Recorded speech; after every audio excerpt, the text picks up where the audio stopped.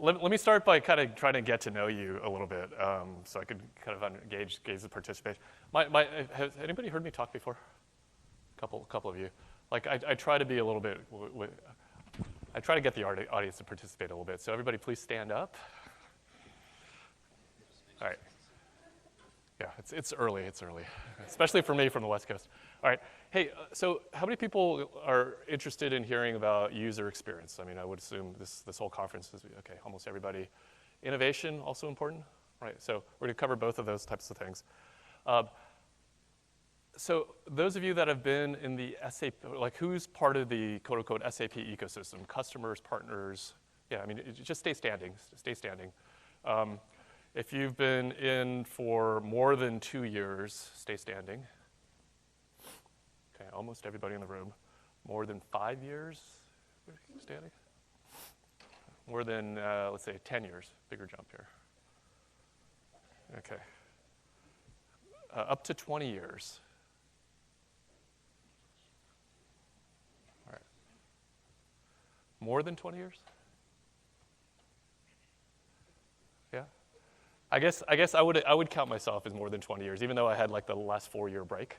I was a partner before joining SAP. Okay, so great. Thank you very much. A couple other questions. Like, you guys are you can sit down. Thank you for participating.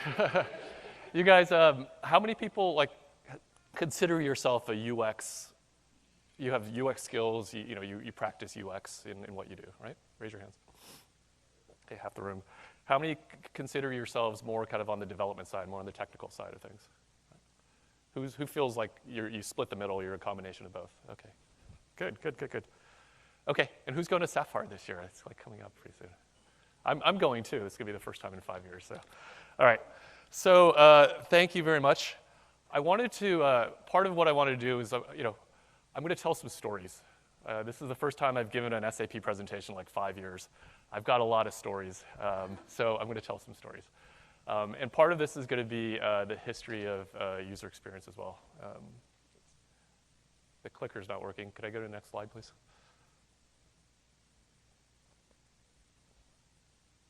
Yeah, brief history of user experience. So again, audience participation here. Next slide.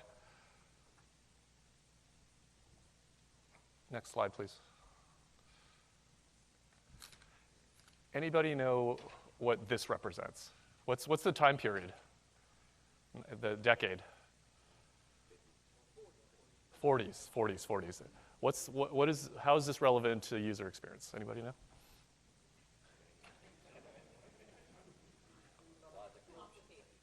Yeah, it's complicated. You need to be able to fly a plane without crashing. This is actually one of the first things.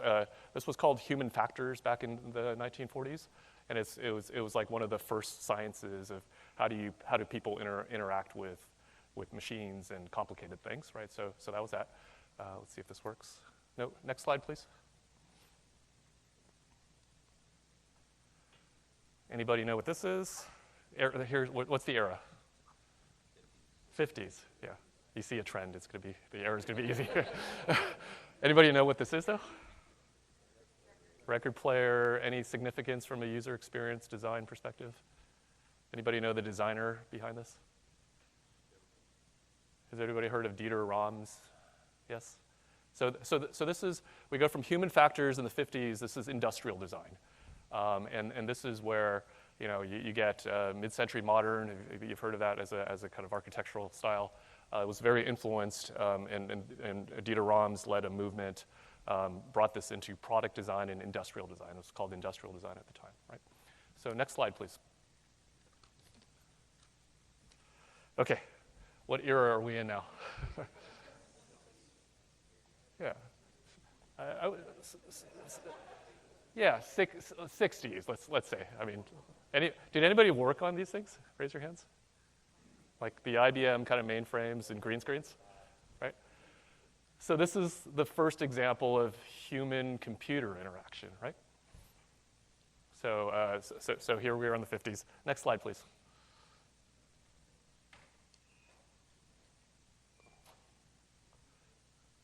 Okay, history lesson. What era are we in now? 70s, right? Anybody know what this is called? Exactly, who said the alto? Yeah, exactly. It's Xerox PARC, Star, Alto, those types of things.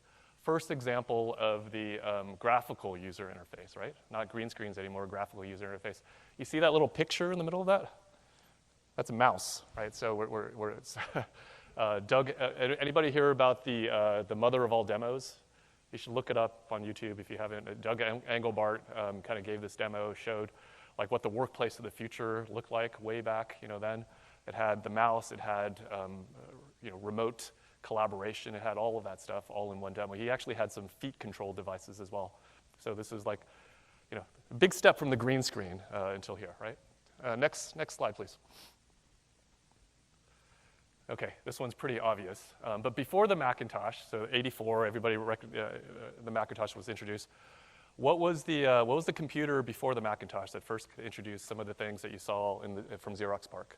It was called the Apple Lisa. There you go. All right, you got historians back in that corner.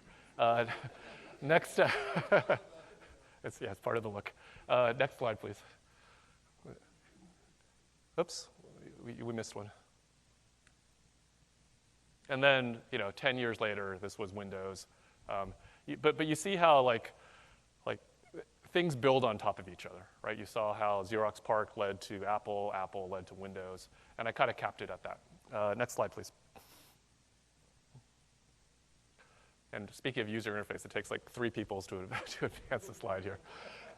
So I'm going to continue the history lesson and kind of go a little bit into SAP. So SAP user experience. Next slide. So those of you that have been around for over 20 years, I have, if we go to the next slide.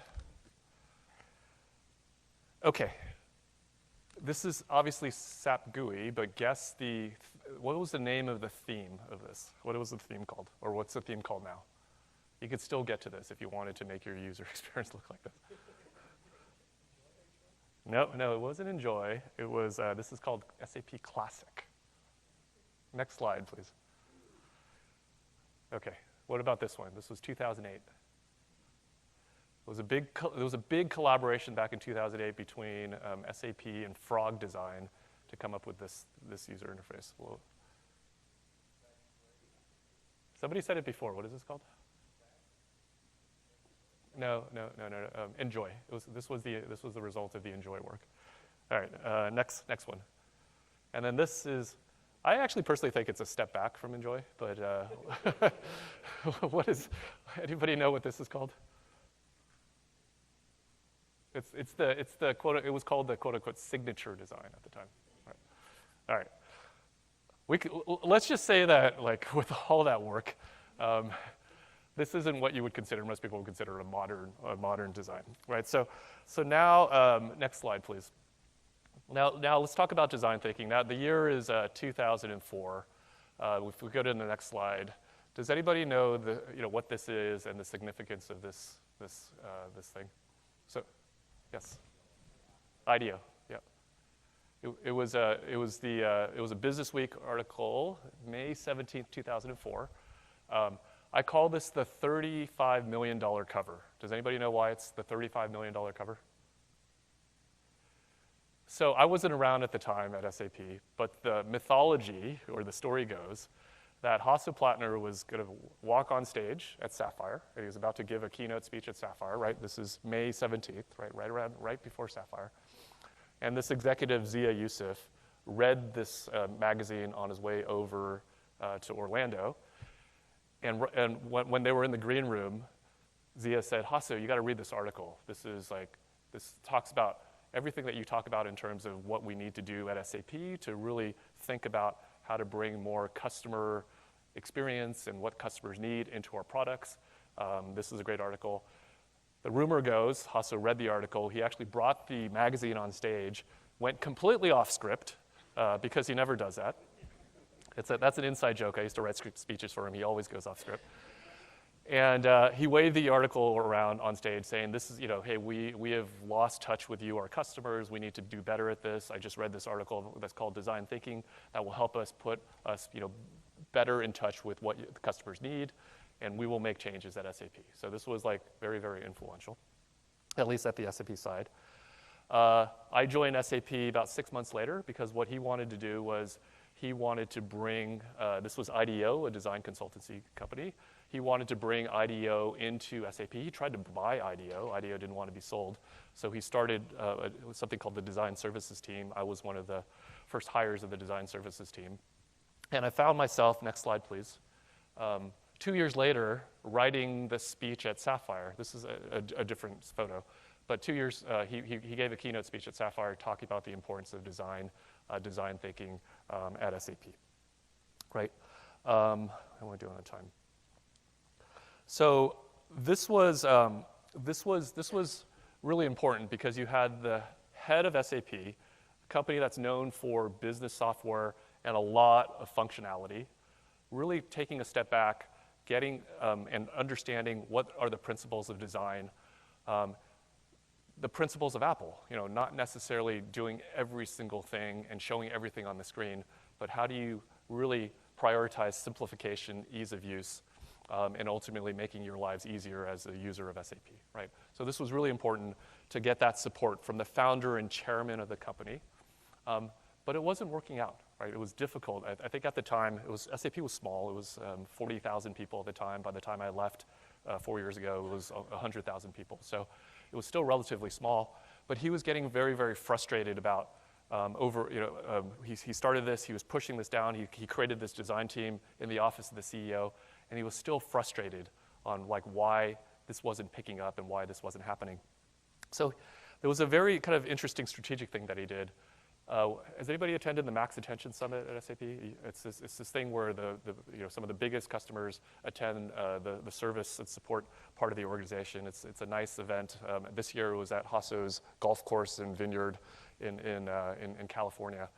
And instead of talking about, in his keynote, instead of talking about how SAP is going to roll out new features and things like that, he did this thing where he invited the Stanford Design School, the D School, and they showed the impact of design thinking to all the executives that were there. He got them involved. I mean, it wasn't just a speech, but it was a 2-3 day thing, and they participated in a design exercise across all the executives were working hand in hand with the design team at SAP, but also the design team at Stanford, to really get a taste of what design thinking was all about. And something really kind of magical happened there, because the salespeople, remember these were some of SAP's top customers, saw how engaged the customers were in terms of their discussions and their dialogues and the impact that this was having on them, that they were having much more strategic conversations with their customers about, hey, it's not just what features are going to be released in the next quarter, but strategically, what are the pain points of the organization, and how can SAP better serve those pain points going forward? And that was a much deeper conversation than the salespeople have ever heard their customers have. And it was something really, really interesting happened. It wasn't the design team or the product team that was then championing design within SAP. It was actually the salespeople. The salespeople were the people, the revenue-generating part of the organization. And I thought that was really, in reflection, that was really strategic of Hasso, not just to try to drive it down the product organization, but to get the salespeople so interested in the topic and actually to bring the customers together. And that's really I think that was 2008, and that's really what started the outreach to our partners, to our customers, to actually engage with us and co-innovate. I say with us, like I'm still at SAP. Engage with SAP in terms of how they would do co-innovation going forward. So I also wanted to tell a quick story.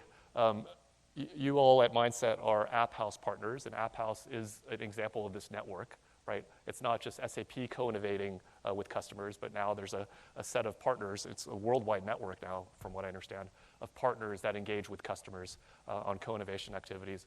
But the original App House, it was an App House version 1, and this is important for the next chapter of the story. There was an App House version 1 where we said, again, Hasso Plattner, chairman of the company, said, look, now that we're engaging with our customers are just talking about that user experience that you've seen, right? It's just not good enough. And it's to the point now where it's not just about features and functionality. Customers are saying, hey, if you don't fix the user experience, we're not going to continue with you. We're going to look for other options. We're probably not going to be able to rip and replace everything out, but there's other UX options that we could have going forward, right? So he formed this team, which at the time I had the pleasure of leading. It was like this little pirate Silicon Valley sort of thing where we had 20 people, we moved off campus, we opened up a small office just 10 minutes away from campus, and we started to develop, believe it or not, consumer applications, right? Not enterprise applications, consumer applications, just so we could get better at creating user experiences, right? We would, at the time, these were mobile applications on Apple. We built a recalls application for parents so they could check the safety of the products. We built a fashion application where people could share their own personal wardrobes with with their friends and their community. This thing had 500,000 users. This is an SAP application, and we launched it in China. It was called My Runway. We created a sports application. We created a healthcare application, right? This was a radical way to do things differently. We moved the entire team off campus. We hired designers from gaming companies, from consumer apps companies, just so we could build that muscle. How do you build consumer-like experiences by actually building consumer applications? So why do I tell this chapter of the story? Not only was it the first chapter of App House, but, next slide, please. Remembering 2013, right? And does anybody have any memories of 2013? Any significant things that happened in 2013? I was going to build up to Fiori launch, but yes, Fiori was launched. But just other things, right? Twitter went public. Google Glass, remember that? That was launched in 2013. What else? PlayStation 4 was released. Justin Timberlake was the top of the charts. Popular movies, American Hustle, Wolf of Wall Street. Lance Armstrong finally admitted to doping that year. Edward Snowden in the leaks. So that was the mindset of 2013. But I was going to build up to Fiori was launched. I can't believe it. It's already been 10 years that Fiori was launched. But I'm going to take you back 1 year before that to the Sapphire before that. So if we could go to the next slide. So this is the kind of stuff I was doing. Like I was launching consumer applications. I was the demo guy for Vishal Sikka at the time and Hasso on the big stage at Sapphire. And the Sapphire was going on. But what I didn't understand was on the side, the CIO of Nestle, Terrence Stacy, was having a really, really serious conversation with the executive team at SAP, complaining about the user experience. And Nestle is used to be one of SAP's biggest customers. And he actually gave an ultimatum. He said, look, I'm going to give you a shot to fix your user experience. You have 3 months. If you don't show significant 3 months, right? There's 300,000 screens in SAP. He gave us 3 months to do this. And he said, look, if you don't show me significant progress, you're out. We're going to go with Salesforce. We're going to build all our UI on Salesforce. We're going to kind of just use that and connect to the SAP systems back then. So that was the ultimatum. Again, I was on stage doing demos. I didn't know this thing was happening. 2 months later, I still didn't know any of this stuff was happening, but things weren't going well. And Nestle didn't even wait for the 3 months. He said, look, there's no way you're going to achieve this. You guys are out. I got a call. I got to ride on the corporate jet, which wasn't. It sounds like a big deal, but it wasn't a big deal because it was going into like the biggest customer. They were very, very unhappy with us, and they were going to tell us that we're out. We got there, and with some pleading by our executives, they gave us 1 more week to show something, right? So this was like, your career is sometimes defined by these heroic efforts, and we got that consumer apps team together. And within a week, they built 5 applications that were beautiful. And we got back on the plane, went to Vivek, presented that out. He's like, okay, this is a side of SAP I'd never seen before. Again, we were only able to do this because we had created this app house that was building consumer apps, and we knew how to build consumer apps now.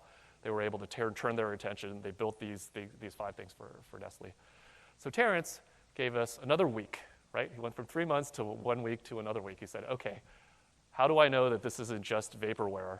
You have 1 week to get this onto my productive system within Nestle, right? So I canceled my flight home. I stayed on site. And again, another heroic effort, we're able to kind of get that up. And then that 1 week said, okay, great, it's up and running, but this is, you have 3 months now for my people to actually use it. We got that up and running with another heroic effort.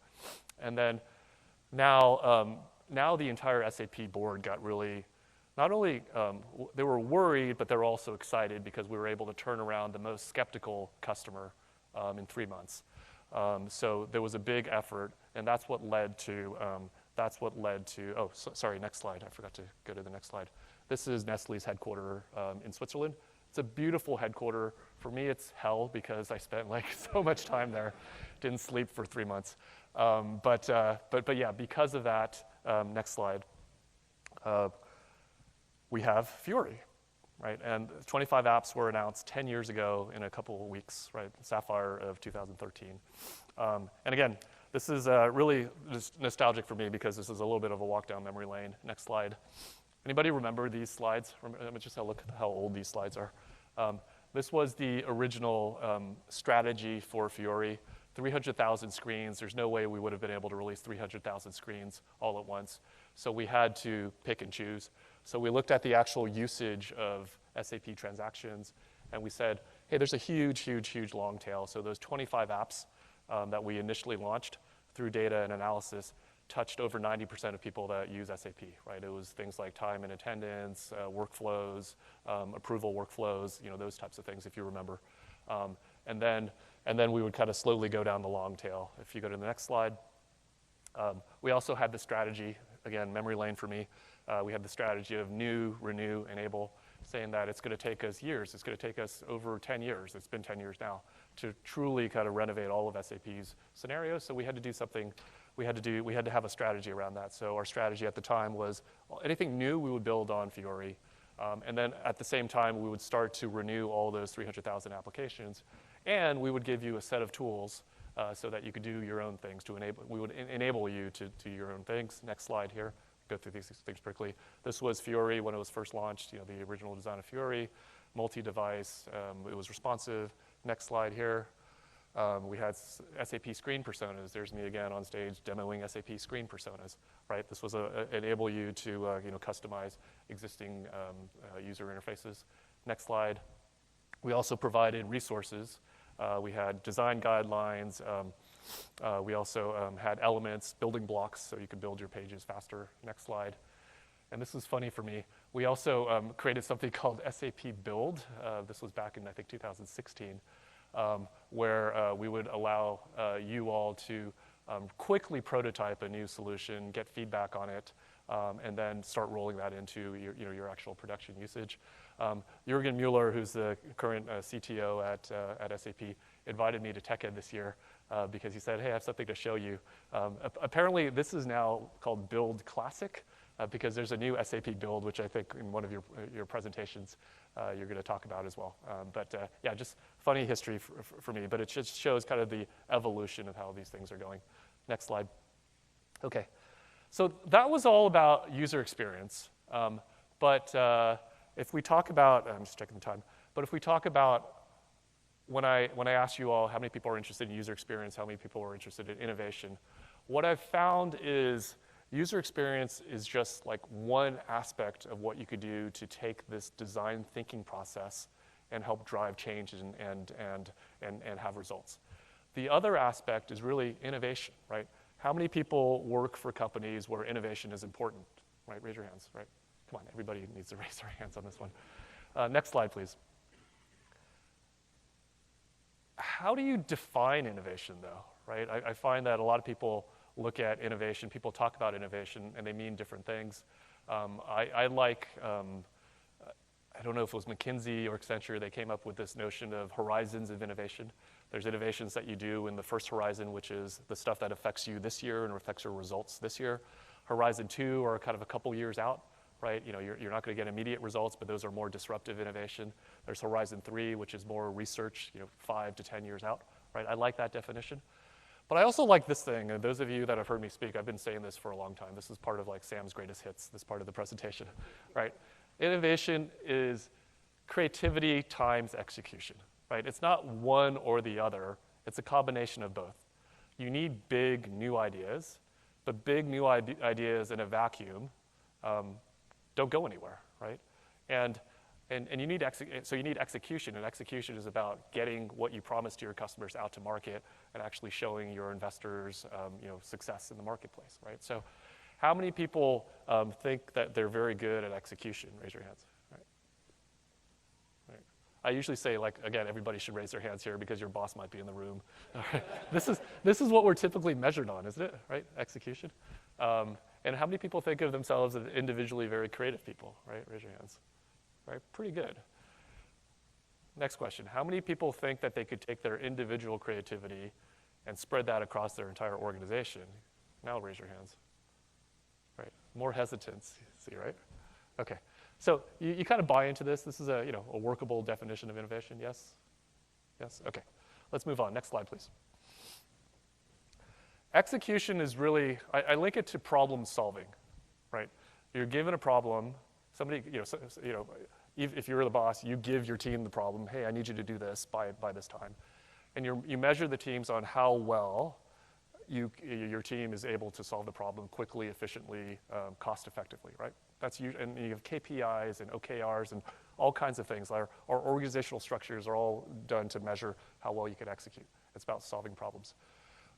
We're all good at this because if you think about when you went to school, what did you learn how to do? Solve problems. If you're in a math or science background, you have problem sets. You're given the problem, you learn how to solve problems. As you go and take more and more advanced classes, you're able to learn more techniques and solve more and more advanced problems. So we're all good at this. But execution alone, as we talked about, doesn't lead to breakthrough innovations or a lot of innovations. What about creativity, right?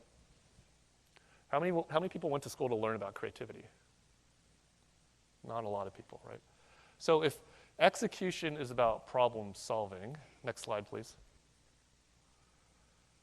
I like to think about creativity as the opposite of that, finding the right problem to solve in the first place, problem finding, right? Identifying the problem that's worth solving is often what leads to the breakthrough innovations, right? If you just have a bunch of people that are good at solving problems, that's one thing. But the true innovators that are able to kind of take that step up, that are able to disrupt themselves or disrupt their industry, are able to find something that they weren't doing before that is a latent need within their market or within their customers, right? So unless you went to a design school or you did a PhD or something like that, you're not often learned techniques on how to do problem finding versus problem solving, right? We all agreed that innovation is a combination of the two. We all agreed that everybody said that their organizations really depend on innovation. So how can we better prepare ourselves to be able to solve this gap, this creativity gap? Next slide, please. So this is what often happens, and this is from the Stanford D School directly. That's the symbol in the lower right-hand corner. This is usually what happens. You have a problem, and your team works on a solution. This is where design thinking comes into place because it's a systematic methodology, if you will, to go through that problem finding phase and creatively solve the problems once you define the problem. But that first piece is what's often missing. So if you do the build, the next slide, just hit the space bar or something. Yep. It doesn't matter what those hexagons actually represent. That's a design process that helps you figure out how to go through a system of problem finding. Next slide, please. I love this quote. Talent hits a target that no one else can hit, but genius hits a target that no one else can see, right? That to me kind of really represents the power of design and bringing design into it. And again, really kind of closing that loop in terms of innovation is equal to creativity times execution. Next slide, please. Okay, we talked a little bit about user experience. We talked about SAP. We talked about the power of design. What have I been up to? I've been gone from the SAP ecosystem for almost 5 years, starting in May. Next slide. In banking and in general, whenever, if you're in an innovation type of role, this is also a framework that I use a lot, right? If we're trying to do change, what are some table stakes that we need to do right away to be able to set the stage for innovation? What do we need to do to grow but what does a future state look like? And it's important to kind of paint that future state. And sometimes that future state is maybe in conflict with what the existing organization, think as their trajectory for their growth. Next slide, please. So in banking, a small aside. It's still strange for me, like when I go to a conference and people see my JP Morgan tag, it's like, oh, you're a banker. And for me, I have an identity crisis because I've been in tech for all my life. But one of the things that we found as the opportunity when I first joined JP Morgan was not thinking in lines of a banker, but thinking in lines of what can we do to support our customers beyond banking, right? Because if you think, like, your companies all have a bank account, they all work with a bank, right? And then if you think about a bank provides what? Provides accounts, it provides payments. Sorry, JP Morgan colleagues. What our products as a bank are things that you get from other places. You can get from other places because you could get it from other banks. And when we think about our products, we think about, hey, this is core to us because we're a bank. You know, you need checking accounts, you need a way to pay people, you need wires, you need payments, you need credit, you need lending. But our core is actually your chore as a customer, right?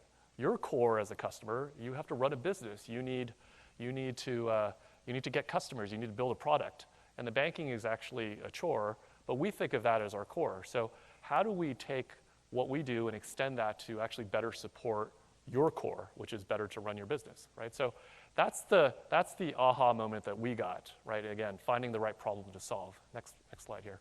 So we created something called I was working in the real estate space for a while. I had no real estate experience, no banking experience, but they wanted me to run digital for real estate.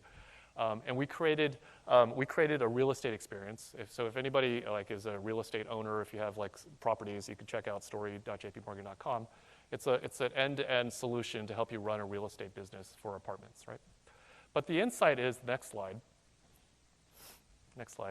is when they hired me, they thought, hey, let's just create a digital bank. But the real opportunity was thinking beyond a digital bank and thinking about a digital real estate experience, right? The banking stuff was very backwards. There was a lot of paper involved and signatures and faxes, PDF documents going back and forth, just for the banking piece of it. So that was the table stakes. And the growth and the real kind of future state was, you know, if the real estate industry was so backwards from a technology adoption perspective, just in banking, the opportunity was actually even more bigger if we thought was bigger if we thought about the beyond banking opportunities. Banking was only 5% of what our customers thought of when they were kind of thinking about what they needed to run their entire business. Beyond banking became the other 95%, right? This is an example of finding the right problem to solve. Next slide, please. Okay, lessons learned. Next slide. Why is this so hard? Why is it so hard to drive innovation in large organizations? This is a professor at Stanford that I've had the pleasure of working with. His name is Baba Shiv. And he takes a neuroscience kind of approach, organizational psychology approach to why it's so hard to drive change, transformation, and innovation in large-scale organizations. Next slide, please. So he says, there's really two states that we don't even recognize that our brains are actually using to make decisions, right? And it's very, very primal. The first one is when you feel stressed, you want to feel comforted, right? That's the first phase, right? That goes all the way back to this picture. Next slide, please. And then when you're bored and you feel too safe, you look for excitement, right? And a lot of the decision making that we make very, very unconsciously happens. You know, there's the instinctual brain, and these are the two functions of the instinctual brain and the rational brain. And most of our decisions are actually made by our instinctual brain, believe it or not. And so you'd say, what's the purpose of the rational brain? The purpose of the rational brain is to rationalize the decisions that our instinctual brain already made for us, right? So if you go to the next slide, this is an example, right? How many people have been to, I know this is post-COVID now for a while. How many people have been to a cocktail party? You're going to go to one tonight as well, right? Recently. So imagine you go to a cocktail party. There's a couple hundred people there. You walk in by yourself. You do a quick scan. You don't recognize anybody, right? So no matter how outgoing you are, even if you don't even realize it, your instinctual brain says, I'm a little stressed. I'm looking for a sign of comfort. Then across the room, you recognize somebody and they walk into the room. You don't like, they're a colleague. You don't like this person at all. But what do? You can't help yourself. You walk over and you start chatting and having a conversation with that colleague, the person you don't like at all. Like, what's happening here? Stress to comfort, familiarity. You're there. So you do the small talk, and then at some point, what happens next? You flip into that other mode. Now you're bored. You want to excuse yourself, go to the bathroom, get another drink, and you're ready to explore, and you want some more excitement, right? This is an example of what's happening in our instinctual brain. You're not even thinking about it, but again, bored from stressed to comfort, and then bored to excitement, right? So far, so good. Any neuroscience people in the room? Yeah, good. I'm not, so hopefully I told the story correctly. Next slide. Okay, now let's take that to the organizational context. Anybody recognize what's on the left here? Not just a garage, but the close. HP, whoever said that. The H, again, back of the room. HP garage. Anybody recognize the building on the right-hand side? JP Morgan people, hold your answer. It was the JP Morgan headquarters a couple years ago. We're building up a new building. But it represents any large company, right? So you got, fast-moving startup company, large corporate company. Next slide. They kind of represent, these companies also represent the two kind of mindsets, right? Bored to excited and stressed to comfort. On the startup side, it's a lot of bored to excited, right? I want to explore. There's a fear of missing out. I want to try new things. I want to do things differently. It's all about speed of execution, right? Next slide. How many people work for companies that are more like this side? Right? You're more risk averse. Yeah, raise your hands. Come on. You're more risk averse. It's less about how quickly you do things and more about how many processes you have so that you can scale things, right? It's about scalability. There's a lot of governance. It's about efficiencies, right? You see the instinctual brain kind of make itself out to organizational psychology as well. Next slide. If you look at the risk profile of a startup, right? It's not like the startup ecosystem and the VC ecosystem doesn't think about risk. It really thinks about risk. But it allows for a lot more risk at the early stages of things. And then as you hit milestones, you start to decrease your risk over time until you're at a tolerable state where they're going to put in a lot of money so that you could scale, right? But when you work at a large organization, the risk profile is pretty standard, right? It's almost a one-size-fits-all thing. So it's very difficult for new initiatives that are challenging the status quo, that are trying to do things a little bit differently to be successful because of this risk profile of larger organizations. Next slide, or next build. So this is also very telling, right? The key questions that you would ask as a startup is, do I have the right team? What's the next market opportunity? What's the real market need? Am I making early market traction? What's my competitive differentiation? What are the overall risks of the concept? And you're spending 80% of your time, worrying about those things. Whereas kind of in a large organization, it's kind of flipped. The 80-20 rule is flipped. You spend 80% of the time thinking about operational focus, business management, operations, and those types of things, right? These are some of the things that are difficult. Next slide. So these are just some learning. I call them JP Morgan learnings, but I think this is true for large organizations in general. Innovation, like we talked about this, different things for different people. Next build. How many people, like product management, I thought, being out of the software industry for a long time, this would just be well understood. But for a lot of companies that don't build software, this was actually a new concept, right? Product management is actually a skill set and a profession that people know about in software, but in a large organizations, there's a transformation that has to happen, certainly at our bank. Next slide. The experience is the product, right? So It's not just about features and functions like we talked about on the user experience. It's the overall experience, and the experience is end-to-end, right? When you think about it, every single touch point that you have with your customer is the experience. It's not just the software and the user experience of the software, but when they call in for support, when they, how do you market to them? That all has to tie together. And the industry is changing as well. I mean, it started with user experience, and now there's customer experience, and I think it's reflecting some of these trends. Next slide. In our case, you replace the word bank to whatever company you're at. New to your company is not necessarily new to the world. This is one of the challenges. There's a lot of innovation that's going on outside. You just have to look beyond the walls of your company and be open to kind of bringing that stuff in. Next build. I talked about risk aversion of large companies. One way to think about this is you don't necessarily have to limit the scope, but you could just limit the audience. So if you have something, it might be very, very risky, but if you just roll it out to first 10 people, then 100 people, then 1,000 people, and do that in sequence, that's one way to mitigate the risk. And again, we are starting to recognize that. We're starting to, again, the software industry has done this for a long time with alphas and betas and things like that. But again, these are new concepts sometimes for organizations as they're starting to do a digital transformation. Next point. Prioritizing speed, experimentation, and learning. So you know the term in Silicon Valley where we say fail early, fail often? Have anybody heard that one? Imagine how that resonates at a bank. Language actually plays a big role. So just changing that to why don't we test and learn has the same effect, right? So, but again, if you do that very often, very early and quickly, testing and learning, then your results are going to be better. So prioritizing speed, experimentation, and learning. Next point. Speed to release, right?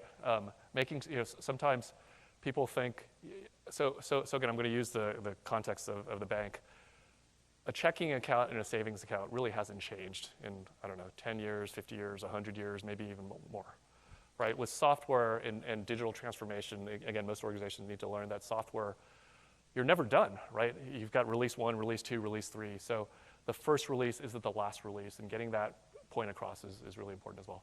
Next point. Don't say agile without doing agile.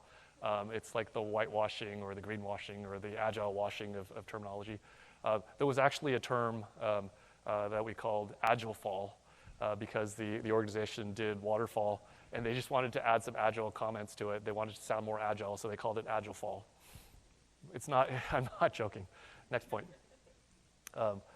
Product market fit between scale. Like, again, large organizations think about scale from day one and just kind of getting the mindset and making sure that you have product market fit before you go through all the processes of scale is really important. Next point. And ultimately solve a client need. Next slide. So I've got a minute. I'll rush through these last slides, but next slide. So Hasso made it sound so easy by saying, hey, there's just this process that you have to follow, right? But in reality, as somebody, if you're the person tasked of leading this transformation in your large organization, it's going to feel more like this. The next slide. Like this is my emotional journey at 10 years at SAP trying to lead this change, right? So there was highs and lows and highs and lows and highs and lows, right? And next slide. But what we've seen, and this is through some research that we've done both at SAP and also at the Stanford Business School, is a lot of organizations going through organizational transformation fall into 4 of these phases, right?